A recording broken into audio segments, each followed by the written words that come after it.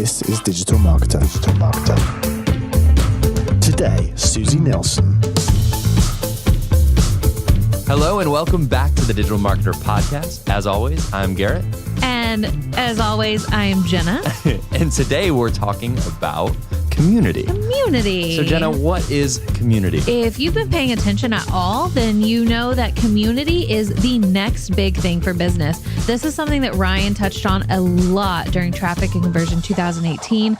And it's a conversation you're going to hear over and over. Community is the connection of people around a common interest, but the idea of community itself isn't new. However, brands have been taking the connection of their customers to a whole new level. These customers are changing your brand, not only changing your brand, but defining it. Boom. Money. Ching, ching, ching. I mean, especially with all the tools that have been released over the, past 5 years, building a community is becoming more and more of a possibility for every single type of business out there. We've heard now inside of our own Facebook groups, people are looking for a community when they buy a new product. They want to know that they can talk to people about it, that they can reach out to others. And if a product is solving something, if it's a solution for you, then why not connect to others who have that same problem and are looking for that solution? It makes so much sense. Exactly. I mean, when you're building friendships with anyone in your life, I mean, you're coming together over common interests. So if you're a business and you're selling a product, people are coming together around your product and rallying together about something that they all enjoy. Today, we sat down with the one, the only Suzi Nelson. Suzi Nelson. We couldn't be more excited about this interview. Suzi Nelson is a community strategy expert and formerly DigitalMarketer's lead community strategist. And she has become one of the foremost experts in the industry. I mean, she took something from nothing and built an entire brand around community. In this interview, Suzi covered so many topics. She jumps into how to build a self-sustaining community from the ground up, starting from nothing and turning it into something of value. She also talks about the business value of a community, and the number that is there it will surprise you. One story that really sticks out to me from this conversation was how $5,000 in revenue was generated just from a conversation that happened on a Facebook page. By doing nothing. That sounds pretty great. If I could just make $5,000 just sitting back in my chair and watching something happen in front of me. Well, enough of us. I mean, we could talk all day about how great this interview was, but there's no point in that when we have Suzi Nelson herself. So without further ado, here's Suzi Nelson. Thank you so much for joining us on the podcast today, Suzi. This is exciting. Yeah, I'm super excited to be here. And Suzi, you've got some exciting news. Yes, my husband and my dogs and I are packing up and we're moving to California, where I will be working with Facebook. Wow. California girls, they're unforgettable. That's super, super exciting. I've heard that the Facebook offices in Menlo Park are quite the spectacle. They are insane. Yeah. I took a tour there. And it's like a city. They have a park on the roof. That's crazy. Of their headquarters with like a juice bar. It's insane. Yeah, it's really exciting. I'm going to be working on community strategy for Facebook groups. That's amazing. And that's, I would say, the perfect segue into why we brought you into the podcast studio, the Bat Cave, as we like to call it. The Bat Cave. This is a really cool cave. It really is. I wish you guys listening could see it. We look really cool in our headphones. You should see when we turn the lights off and turn the black light on.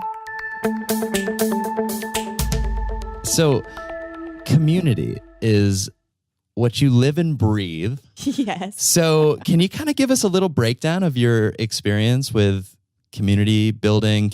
I was hired about 3.5 years ago, had never done anything directly with communities before. When I was being interviewed, pretty much the only question I was asked was, we have this Facebook group. Do you mind just answering people's questions, making sure nobody fights and have that be your job? And I was like, well, if you want to pay me to do that, I can do that, I guess. So I took the job and was doing customer care at the same time. So like answering tickets and things like that. And I remember sitting down and Googling what is community management and just consuming all the content that I could. I took courses and I read blogs and I read books and I talked to people who, had this same job title and learned more about what they did, and then realized that community was something really, really awesome that we weren't tapping into. We weren't recognizing its full potential.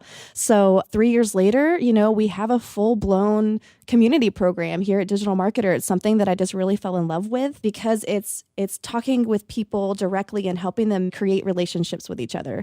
And it was just incredibly valuable work to me. So I really, really enjoyed learning about it and seeing the positive results of that, the positive things that can happen when a group of people come together with a common goal. I think it's interesting that you started in kind of the customer care and community. I mean, there is a clear difference between community and customer care, but what was kind of that process? What was the realization of, okay, this needs to be its own thing? We had a lot of debate and conversation about it. I think the difference that I realized was customer care is very reactive. It's very, somebody has a problem, they're reaching out, and then you react to it. And there's nothing wrong with that. I mean, it's really important to solve, issues as they come up. But for the community, I really wanted to stay away from customer care, and I didn't want it to turn into like a live chat for customer care. I really realized that the value is getting these people talking to each other and sharing their experiences with each other and learning from that. And there's just so much value in having conversations with other people who get where you're at or have been there before and can help you through it. And that was really how we started transitioning the community. And whenever the community first started, we had promised that if someone asked a question, a member of Digital Marketer staff would answer. Very scalable. Yes, which was great when our group was really, really small. 3 months after I was hired, we had a Traffic and Conversion Summit, 2015. Okay. And the hard push for our product at that event was Digital Marketer Lab, which is the membership that it takes to get into our community that I was running. Yeah. So at that TNC, there was a $1 trial that we were presenting to attendees. And we literally put a physical dollar in everybody's welcome bag at Traffic and Conversion Summit. And that was wildly successful. So our community grew overnight pretty much. After that TNC, it's 3 days. So after those 3 days, we added hundreds and hundreds and hundreds of people all at once. So promising that our staff would answer their questions was overnight not going to happen. So that's when we really started to shift it more to peer-to-peer support, which I think has been incredibly more valuable than anything that we have to say about, their questions and their questions in digital marketing, because they're hearing from their peers and not necessarily from, authority figures. And it's a lot more discussion and back and forth, and they can give each other infinitely more time than we could give. And everybody in Engage is super smart. Yeah. 99.9% of the time, the answers that they give, we read over it and we're like, yeah, what they said. One thing that's funny is when Suzi announced that she was leaving for Facebook, a couple of people here at Digital Marketer were like, Engage is going to riot. And I was like, no, they're not, because she built up a community that relies on one another and no longer needs this one single person, this specific person who's guiding them. They just need a little bit of guidance and a little bit of spur into action occasionally. But really, it's totally self-sustained. I would love to hear about how you went from we answer everyone's questions to how you created a self-sustained community. The short answer is time. Anything with community is a long game because it's relationship building and, it takes time to get to know people. But one of the strategies I think that was most helpful was introducing members to each other. So if somebody asked a question, and even if I knew the answer or I knew a member of our staff knew the answer, I would instead search in the community and find someone else who asked a similar question or has given, advice on that topic. And I would tag them into that post and be like, hey, this person is really, really smart and I bet they can help you out here. And just kept doing that over and over and over and over. And it took probably about 3 or 4 months before people kind of got the rhythm of it. But ever since then, it's just taken off. And you're right, it's very self-sustained right now. They know how it works. They're so great. They're so generous with their knowledge. And I think at the beginning, all they needed was kind of permission to share their experience. Let's hop into a little bit more of the technical side of things. So, when starting a community, what are some of your best pieces of advice to help people grow their communities? The first area you should examine is, does this community bring business value as like number one? Because otherwise, well, what are you doing? You're going to be really frustrated that you're spending a lot of time and energy on something that doesn't bring any business value. So get that hammered out. The second thing that might trip you up is community positioning. So making sure that your community is for a certain group of people who are passionate about talking about, whatever your community is about. But as far as growing community, once you have those two things kind of solidified, there's two methods for growing a community, whether that's Facebook groups or, a forum or wherever your community is hosted. There's generally two strategies. The first one is what I hear a lot of community professionals teach is called seeding. So that's whenever you reach out to, a small group of people that are super into whatever your community is going to be about, whether they're industry experts or just they do it as a hobby or, they're just really into whatever it is your community is about. So you reach out to them individually and you let them know, hey, I'm starting a community. I would really love it if you joined and helped me get some conversation going. Get those people in your community, have them start having conversations. So whenever you open up to everyone else, there's already conversation happening and it doesn't feel like a ghost town. Gotcha. So that's the first strategy. So you're literally sowing seeds into your community. Makes sense. The second method, which is what we kind of used at Digital Marketer, is what I call the cold open. Okay. We knew that we wanted a customer community. And we had, I think it was maybe 5,000 customers, baby lab. Mm-hmm. So we just reached out and we're like, hey, we have this thing, come join. Yeah. So we kind of just opened it up to all the customers who wanted to join. We didn't seed it with anything intentionally. And we just kind of, opened the floodgates and waited to see what would happen. And thankfully it was really great. Yeah. So I've seen communities start both ways. Okay. So seeding is a little bit more intentional and it takes a little bit longer because you have to wait for those conversations to happen. You have to invest a lot of time in initiating conversations, building up that value before you kind of open it up to everybody else. The cold open is a little bit more risky, but it's quicker because you just have a bunch of people in there at once. So both are totally fine ways to start a community. It just kind of depends on, what you want to do and where your community is. And, if you don't have a whole lot of customers to pitch your community idea to, it might be smarter to do the seeding method. So, the seeding method is cool because it doesn't require a list. Right. So that's usually what I tell people whenever they're trying to decide which one is better is first question, do you have a list to go to yet? If not, then seeding would be perfectly fine. So there's generally two methods for growing. And would you say that you can kind of combine the two and, maybe do a cold open and then start seeding? Oh, yeah. I mean, these are just general guidelines. What I usually tell people when I'm teaching community is I'm going to teach you some rules so that you can go break them.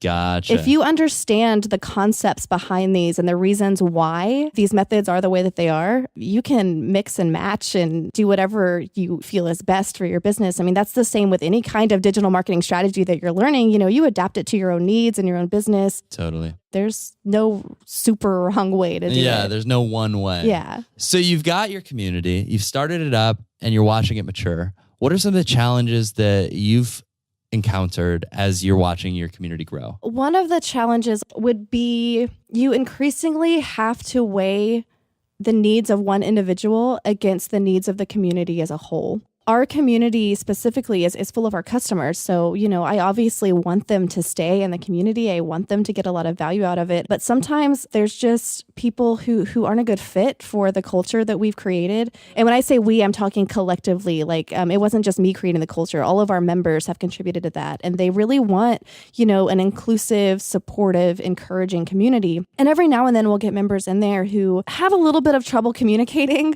There's aggressive communicators. There's people who, they're very, very passionate. I mean, these people, a lot of them, they have their own businesses and they're trying to make it grow and that's their life. They're trying to put food on the table. And then marketing is hard. Like this stuff is hard or else we wouldn't be a business trying to help people do it. It's something that has to be learned and learning kind of sucks when you're going through it, especially whenever your livelihood is tied to it. So, it's understandable that some people would be a little bit aggressive in their communication because they're just stressed out. I don't ever want to be not empathetic to that, but sometimes it's toxic to the community that we've built. And so it's a lot of weighing the needs of, an individual who, I know that you need help. I know that you're struggling. I know that you're upset and you're frustrated, but we just can't have that voice in our community. Yeah. So what do you do when somebody, kind of behaves this way in your community? The first thing we have in place is really strong community guidelines. Okay. So the first kind of course of action is, if it's a post, I might I literally copy and paste the community guideline in question in there, just kind of like hey, here's kind of how we do things. I might turn the comments off just so we can relax for a minute. Facebook just added a new mute feature, so I can mute someone to have them calm down a little bit. And then, it's something I call a course correct conversation. So I'll get them in private message if I can, and just have a conversation and figure out what's going on. One of our members, this was several years ago, was one of our aggressive communicators. As I was talking to him, he was he was very, apologetic after I talked to him about it. He was going through a divorce, and a parent had just passed away, and he was just going through a really hard time.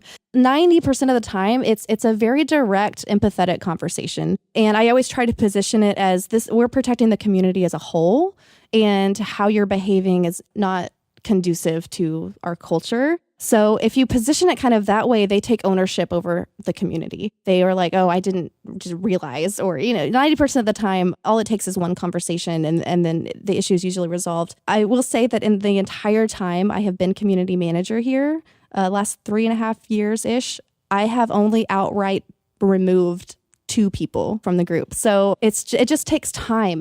I think people, assume that community is something that's easy and quick. And even once it's mature, you can back off a little bit, but that is not the case. Yeah. It takes a lot of time to talk with people and get to know them and help them, figure this out a little bit. So, right. And just to keep the conversation going. Yeah. And to keep the conversation going. So definitely. I think it's the best job in the world.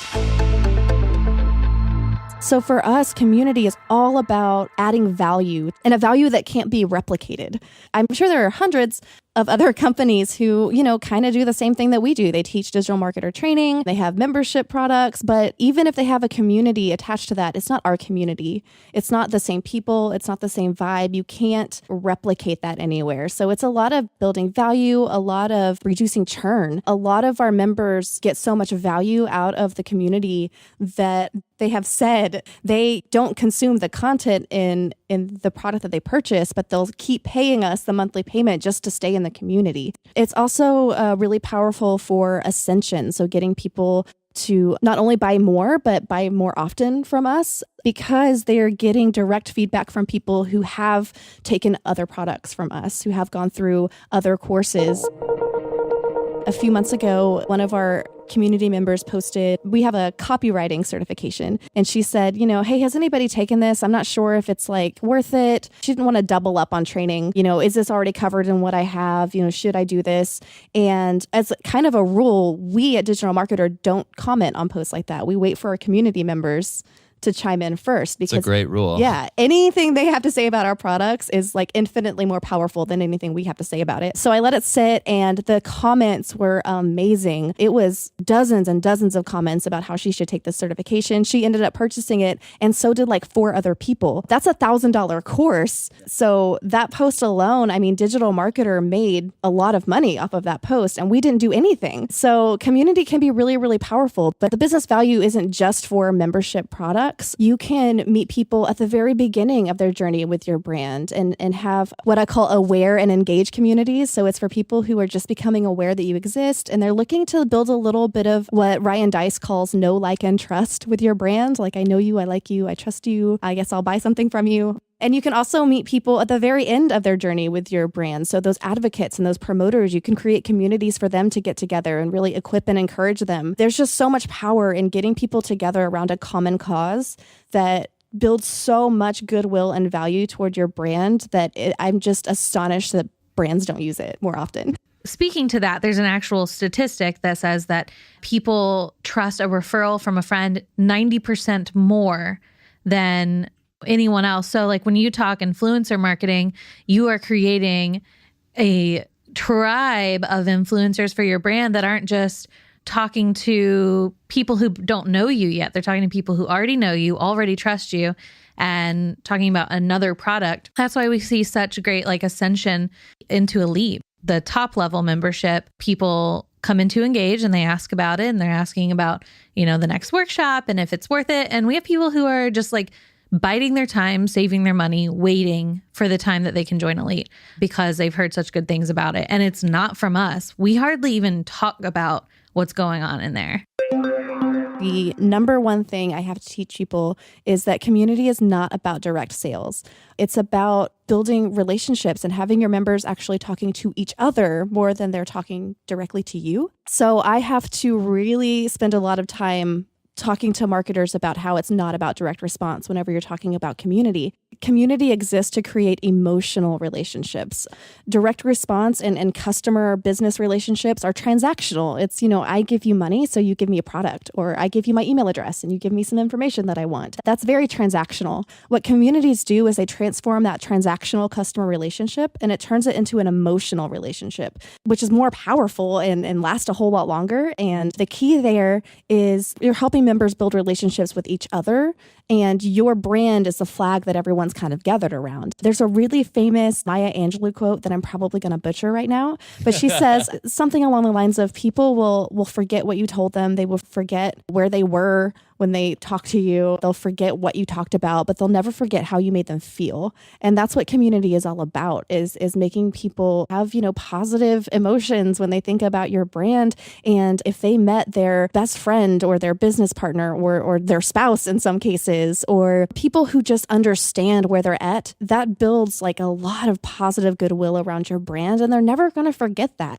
This brand created a space where I can go and talk to my peers and talk to people who get it and understand what I'm going through. And that can't be manufactured.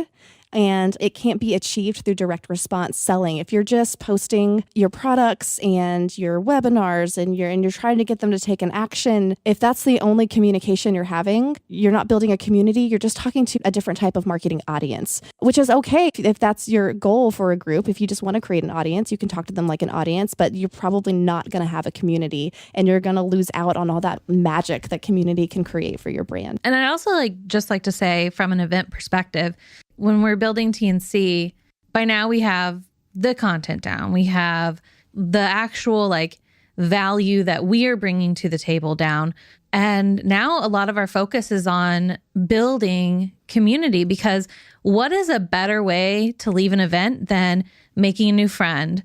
One of my big goals was to find ways to take our online community and move it offline. There are literal chemicals in your brain that don't fire unless you're talking to someone face to face. So moving people offline, at least occasionally, is a super powerful way to, build up that sense of community. So at TNC, that was one of my big projects, was to find ways to help our community connect. One of the things that we did was speed networking. Jenna and I worked on this project together, and we came up with different kind of niches of people that show up to TNC. And we wanted to do speed networking for those people, help them get together and make those connections. We did one for e-commerce marketers. So we were like, hey, if you're in e-commerce, meet us at the lounge. We're going to help you connect and get to know each other. And my favorite one was we did a ladies speed networking. So we were like, hey, if you're a lady in marketing, come meet other ladies in marketing. And that one got so full, the fire marshal got mad at us because there were people blocking the doors, which we wore as a badge of honor the entire rest of the event. We created invisible tables and we were just stand in a circle and talk. And they did, they spent a full 20 minutes talking and getting to know one another. What was kind of the feedback that you got from people having that human-to-human interaction instead of digital interaction? They loved it. So many people came up to me with ideas on how to make it run better, for one thing, because Jenna and I literally made it up as we went along. We were like, let's just do this. We need to do it. Get it done. I had a lot of people come up to me and say, we need this as its own room next year. We need it bigger. We need different tables. They were very invested in taking it to the next level, which was so cool to hear because they care. Like they care about how this networking went. One of my mentors in community, David Spinks, he's the CEO of CMX, which provides training for community managers. He once told me that his definition of community is making introductions at scale. And I really love that because it's all about creating those relationships and getting it kicked off and helping people connect. We had a sponsor come up and he was like, how can I get in on this? How can I make sure that I'm a part of this next year? I want to give you guys money. He wanted to sponsor it next year. He was really excited about what was happening there.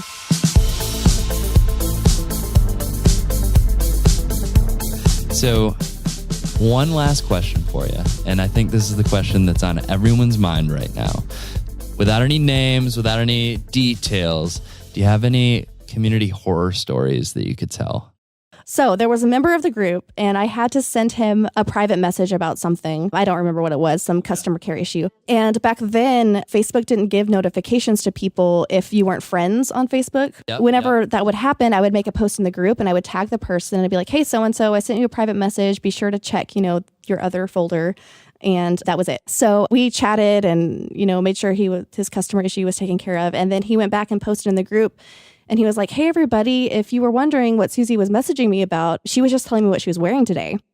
I saw red. Like, I don't know if I can convey enough why that was upsetting. It just was. So I reached out to Russ Henneberry, who was reporting to my direct report at the time. And I was like, this is completely inappropriate. And I can't respond to this because you'll fire me. If that makes sense. Like, it was just like sexual innuendo and in the group publicly, and it was not amusing to me at all. And so I had Russ talk to him and then it was fine. But I don't know what Russ said, but... Well, and that's the thing. You don't have control over what people say. I mean, you have your guidelines, you have your rules, but I mean, things can happen. Yes. And you just kind of have to and we will. roll with the punches and take it as it comes. And it's also, communicating on social media, it's all text-based. Right. GIF-based as well. Yeah. It's really, really easy to read a tone into text that the original poster didn't intend. Looking at social media contributions all day in a Facebook group, you constantly kind of have to check yourself. Reread things and try to read it from different angles, and also be super careful how you're talking. I'm training Justina right now. I created a voice and tone guide for her. So I took screenshots from our community and had her go through it. And we went through, what is the member feeling whenever they posted this? And how can we adjust our tone to respond to that? Are they frustrated? Then we should be, helpful and reassuring. Are they excited about something? Then we should be like congratulatory and celebratory. And just kind of, walking through that process of empathy. That's the best way I've come up with so far to help train someone on how to not read into what people are saying. And there's language barriers. We have a global community. So there's also language barriers. And sometimes people come off as aggressive when they absolutely didn't mean to. So there's a lot of unique challenges with that. We really appreciate you taking the time to stop by and tell us all things about community. And this has been great. Give some insights out about this stuff. Give us some insights into your mind and how you manage very large Facebook communities. And it's exciting to see where you're headed. So thank you again for joining us. And before we hop off, where can people stay up to date with what's going on in Suzi's world? I am in the process of creating SuziNelson.com. You can keep up with me there. And LinkedIn is also, I'm very active on LinkedIn. So if you guys want to connect with me there, that's great too. Just mention that you heard me on this podcast so I know that you're not a crazy person. And that would be wonderful. So LinkedIn, it's just Suzi Nelson. It's my headshot. I mean, I don't know. I think Can't miss it. It's pretty easy to figure out. Awesome. Well, thanks again, Suzi. We hope to have you back on. Oh, I would love maybe to. in a few months down the road. Would love to. Awesome.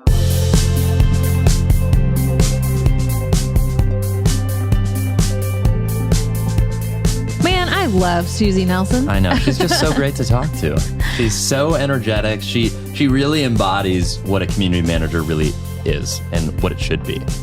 Well, in this conversation, what sticks out to me, and also just in, working so closely with her, is that it's not about you.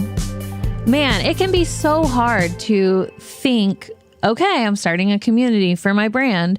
How is this not about me? But it's not. It's about them. Yep. All of marketing is about them. And the same goes for community. Yeah. And community is the best place to make it about them. I mean, this is their platform to talk to each other about the things that make them happy in relation to your brand. So that's very, very powerful. Yeah. And nothing can be stronger than a referral from someone you know, like, and trust. When you think about it, it's like you can read 1,000 reviews online. I mean, you go to Amazon.com and what's the first thing that you do before you purchase a product? You read a review. Yeah. And when that review comes from somebody that you know and you trust and is in a community of people that are like-minded and can see the true value like you can, that's a no-brainer. And it really allows, I think, your product to speak for itself. You don't have to convince anybody that it works because people are going to tell other people that it works for you. Well, thank you so much for tuning in this week. Again, I'm Garrett. And I'm still Jenna. And we'll see you next week. Bye.